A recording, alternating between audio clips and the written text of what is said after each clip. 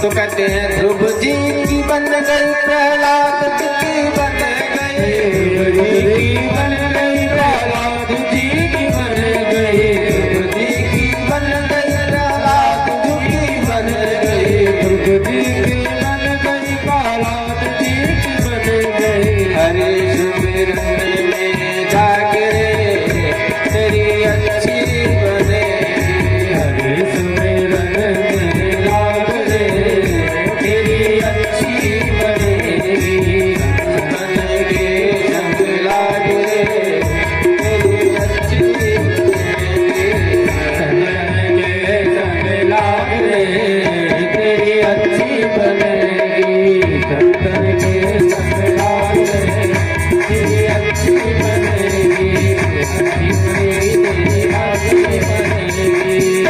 बोल गंगे बिहारी लाल की, बोलो राधे राधे। अब प्यारे इस प्रकार कहते हैं कि भगवान की कथा सुनना ही मानव का परम कर्तव्य है। भगवान का भजन हो जाए। कहते हैं कि जिसके जीवा से भगवान का नाम ना निकले उसकी जीवा दादुर के समान, मेढक के समान टर टर करने वाली है। यत् कीर्तनम यत् स्मरणम यदि क्षणम यद् वंदनम यत् श्रवणम यदर्हणम लोकस्य सत्यो विदनोति कल्मषम् तस्मै सुभद्र श्रवसे नमो नमः। सुखदेव जी भगवान का प्रार्थना करते हैं, स्तुति करते हैं और एक कथा आगे प्रारंभ करते हैं। भगवान के 24 अवतार की कथा। भगवान परम पुरुष परमात्मा नारायण शेष शैया पर क्षीर सागर में लेटे हुए। बाल मुकुंद के मन में आया कि एको आम बहुत श्याम, मैं अकेला हूं, मैं बहुत सा हो जाऊं। मन में विचार आते ही नाभि कमल से, नाभि से कमल उत्पन्न हुआ। कमल में ब्रह्मा जी उत्पन्न हुए तो देखने लगे, चारों तरफ देखने का प्रयास किया, 4 मुख उत्पन्न हो गए। कमल के नीचे घुस गए खोदने के लिए, कमल कहाँ तक गया है कुछ नहीं पता चला। 10,000 वर्ष तक उसी घूमते रहे। बाहर निकले तो कहते हैं कि 2 शब्द उनको सुनाई पड़ा, तप, एक 16वां अक्षर, एक 21वां, त और प। तब सुनाई पड़ा तो ब्रह्मा जी ने कई 1000 वर्ष तक तपस्या किया। फिर 4 पुत्रों को जन्म दिया। भगवान का दर्शन हुआ। भगवान ने कहा सृष्टि की रचना करो। तो सनक, सनंदन, सनातन, संत कुमार 4 पुत्रों को जन्म दिया। वह बालक कहे तपस्या करने हम जाए। पिताजी की आज्ञा किया। ब्रह्मा जी ने श्राप दे दिया, जाओ तुम लोग बालक ही रहोगे। 5 साल के बालक ही बन करके आज भी वो विचरण करते। क्रोध उत्पन्न हुआ तो एक रुद्र नाम का पुरुष उत्पन्न हो गया। उत्पन्न होते ही रोने लगा, उसका नाम रुद्र रख दिया। कहा पिताजी क्या आज्ञा है? कहा सृष्टि करो। तो भगवान शंकर ने सृष्टि की। भूत प्रेत पिशाच राक्षस इत्यादि बनाने लगे। ब्रह्मा जी ने कहा भैया सृष्टि करने को कहा, सृष्टि का सर्वनाश करने को नहीं। अब सृष्टि करोगे कि सब सत्यानाश कर दोगे? बंद करो। कहा जाओ तब करो। शंकर जी चले गए तपस्या करने। फिर सप्त ऋषियों को और नारद जी में, उसी का नारद जी का भी जन्म हुआ। दक्ष प्रजापति, सप्तऋषि उत्पन्न हुए, ये भी तपस्या करने चले गए।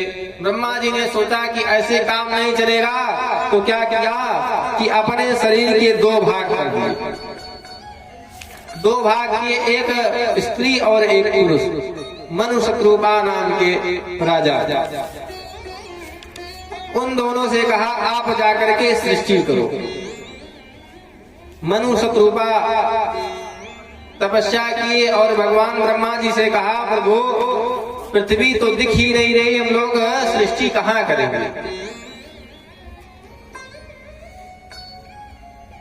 ब्रह्मा जी ने कहा ठीक है, कुछ उपाय करते हैं। भगवान का ध्यान किया, हुआ क्या, ब्रह्मा जी को छींक आई और नाक से एक सूकर का जन्म हो गया।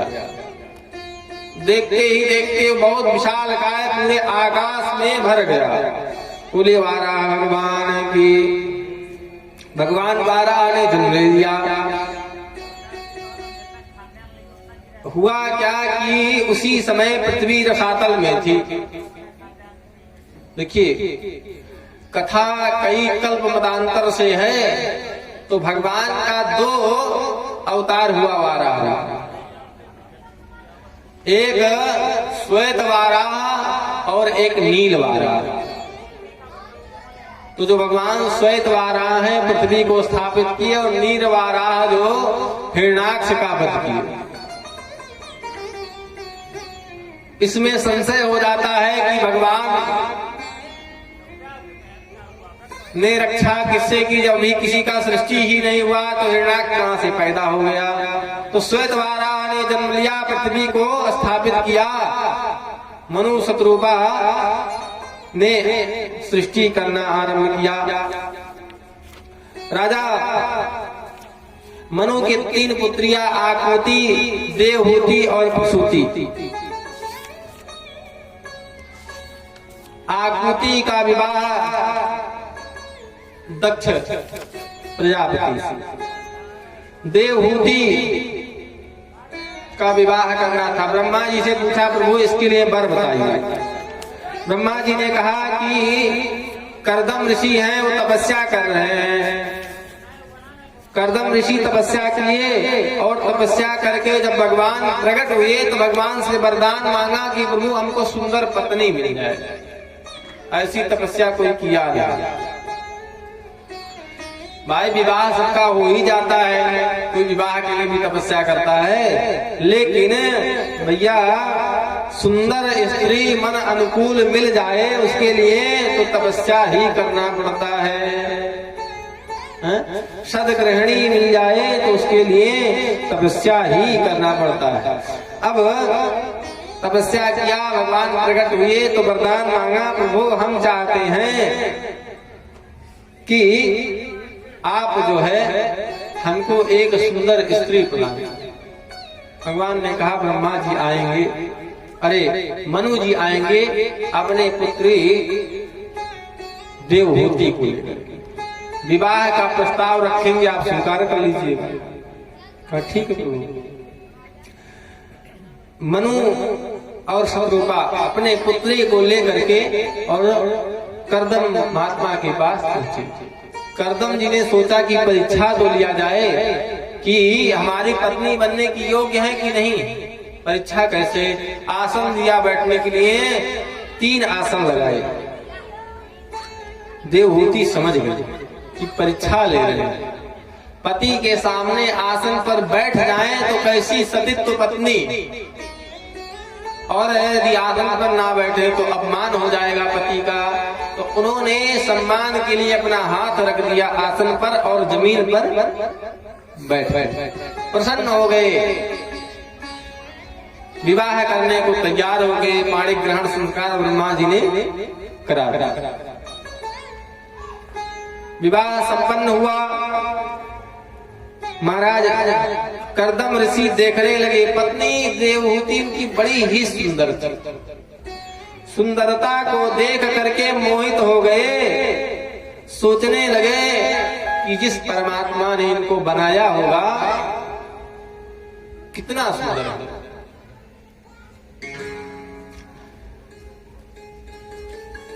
यह भाव उत्पन्न हुआ, कहते जिनकी रचना इतनी सुंदर वो कितना सुंदर होगा। प्यारे भाव उत्पन्न हुआ और समाधि में चले गए।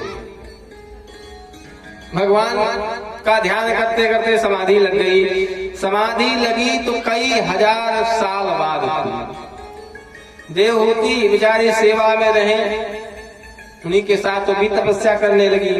वृद्धावस्था को प्राप्त हो गई। जब नेत्र खुला तो पूछे, देवी जी मेरी पत्नी यही थी, अब इनके बाल सफेद हो चुके थे।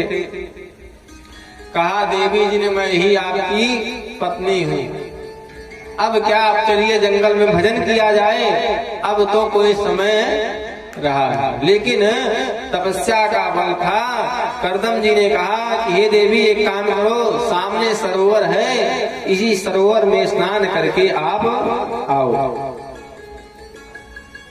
स्नान करने गई, उसी में से दिव्य कन्याएं प्रकट हुई। मल मल करके उपटन से स्नान कराया, स्नान करके निकली 16 साल की कन्या की।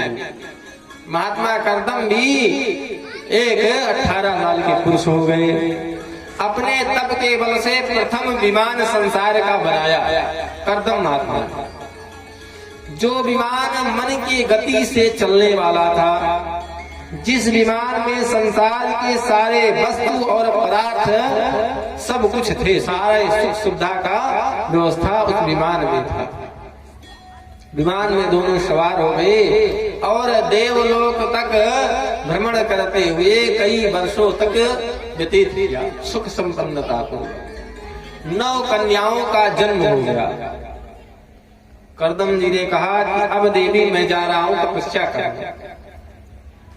देवहूति ने कहा, ऐसा है प्रभु, यदि आप तपस्या करने चले जाएंगे तो आपकी पुत्री का विवाह नहीं हुआ है, और लोग यही फिर करेंगे कि बच्चे पैदा करके और कहेंगे हम जंगल जा रहे हैं तपस्या करने, तो पहले तो इनका विवाह कर दीजिए। और दूसरी बात, भगवान ने आपको वरदान दिया था कि मैं आपके घर पुत्र बन करके आऊंगा, तो आप भगवान को ढूंढने जंगल में जा रहे हैं, भगवान यहीं आने को तैयार है। तब याद आया और कन्याओं का अपने विवाह किया। उसके बाद भगवान कपिल का जन्म हुआ। बोले कपिल भगवान की।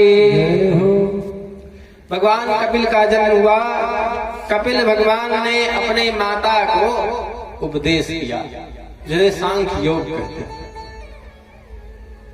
कते संचिन्तयेत् भगवतश्चरणारविन्दम्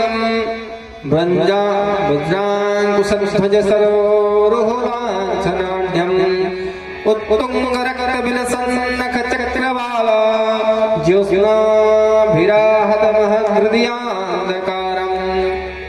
हृदय के अंधकार को मिटा करके उस परमात्मा का ध्यान करना ही परम कर्तव्य।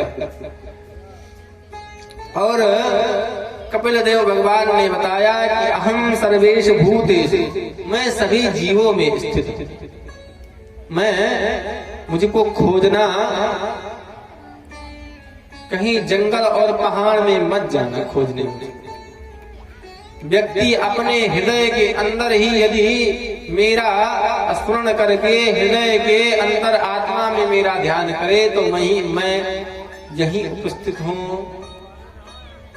कहते हरि व्यापक सर्वत्र समान, हरि व्यापक सर्वत्र समान, हरि व्यापक सर्वत्र समाना।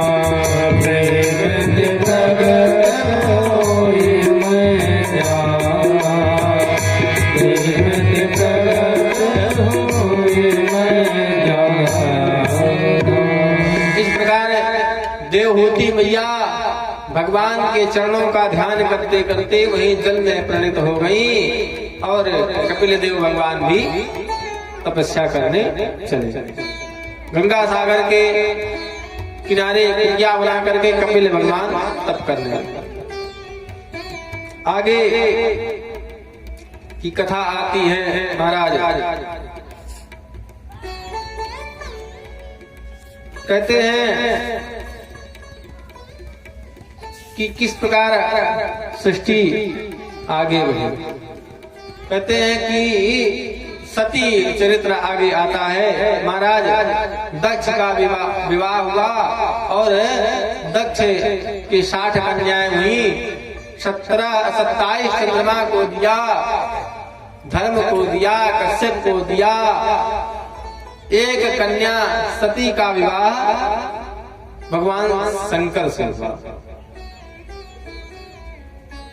सती चरित्र का प्रसंग आता है तो कथा का मुख्य स्रोत है सती चरित्र। कथा में विघ्न करना और कथा का अपमान करना भगवान शंकर चाहते थे कि कथा की महत्वता बढ़े। सती को लेकर के चले कुंभज ऋषि के यहाँ कथा सुनने।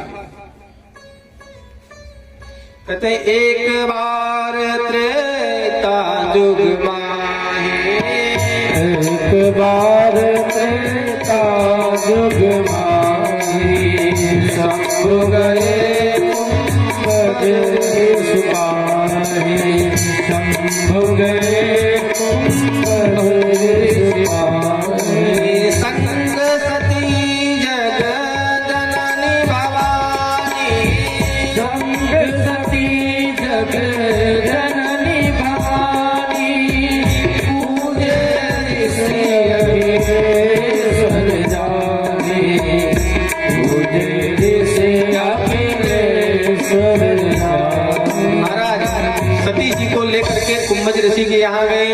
कुंभज ऋषि के यहाँ पूजा हुई तो सती का मन खिन्न हो गया कि जो मेरी पूजा कर रहा हूं उसको कथा क्या सुनाई। इस बात को लेकर के सती ने कथा नहीं सुना। परिणाम क्या हुआ कि भगवान उसी समय लीला कर रहे थे, भगवान से परीक्षा ले रहे थे। परीक्षा लिया, शंकर जी के कहने पर नहीं मानी, नाम है सती और पति के बात को टाल गया।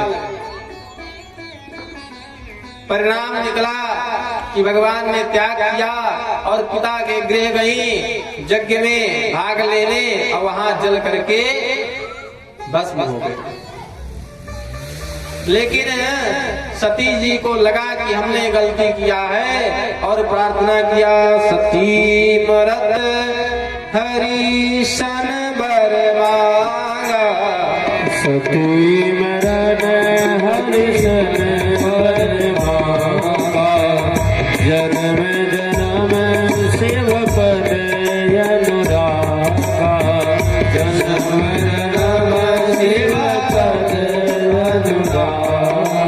हे प्रभु, हे हरिराम, हे जगन्नाथ, भगवान राम का स्मरण करके राम से वरदान मांगती हैं और वही आखिर में आकर के पार्वती रूप में जन्म ली। और फिर सारा कथा एक एक करके पार्वती जी ने श्रवण किया। अरे इस प्रकार जो है आगे अपर्णा रूप में आई और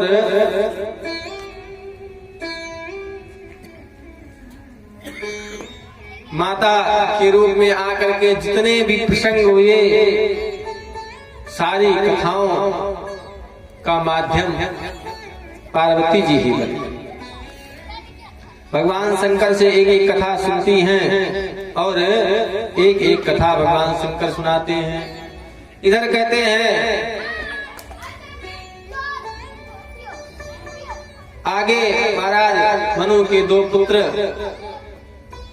उत्तानपाद और प्रियव्रत। महाराज प्रियव्रत को राज दिया गया। प्रियव्रत से कहा गया कि आप जो है सृष्टि का विस्तार करिए। प्रियव्रत विस्तार करने लगे। कैसा विस्तार किया? उन्होंने क्या किया, सोचा कि सृष्टि चल नहीं रही सही से। क्यों? रात हो जाती है और रात में काम बंद हो जाता है, सब लोग सोने लगते हैं। ऐसा कुछ करें कि रात हो ही ना, तो काम बंद ना हो। महाराज एक दिव्य रथ बनाया और जब रथ पर बैठ करके जैसे रात हो वैसे वो निकल पड़ते।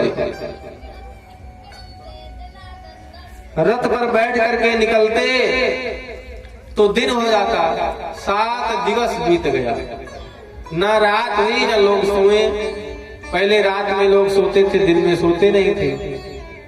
अब सब लोग अस्त व्यस्त हो गए, किसी से काम होना, सब थक थक करके गिर पड़े। ब्रह्मा जी आकर के रोके, महाराज क्या कर रहे हो? तब छोड़ करके जंगल चले गए। कहते 7 दिन तक 7 बार रथ घुमाया प्रियव्रत ने, इसीलिए पृथ्वी के 7 खंड हो गए और जिधर से रथ का चक्का गया वही 7 समुद्र हो गया।